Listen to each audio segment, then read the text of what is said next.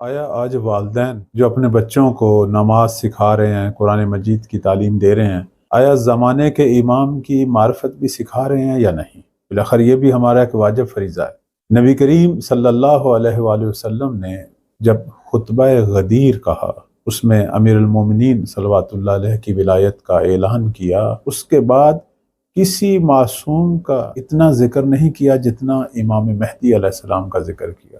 بار بار مولا کا ذکر کیا، ان کے زمانہ ظہور کا ذکر کیا کہ امام مہدی کیا کریں گے اور اللہ کس طرح مہدی کی مدد کرے گا۔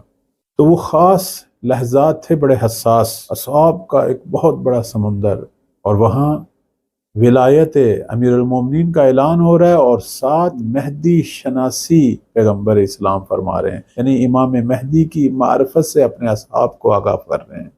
تو آیا یہ ہم پر واجب نہیں کر رہے ہمارے نبی کہ ہر والد پر یہ ضروری ہے کہ جس طرح وہ دین اسلام کی باقی تعلیمات سے اپنے بچوں کو آشنا کرتے ہیں، زمانے کے امام کی معرفت سے بھی آگاہ کریں۔ آخر انہوں نے کس کا لشکر بننا ہے؟ جس کا لشکر بننا ہے اس کے بارے میں ان کو بتایا جائے، ان کے دلوں میں بلاخر زمانے کے امام کی محبت پیدا ہو اور یہ اس کی ضرورت کو محسوس کریں، دل و جان سے اپنے امام کو پکاریں اور کل اس کے ناصر بنے، اس کے ہمراہی بنے، تاکہ مولا کا انتظار ختم ہو۔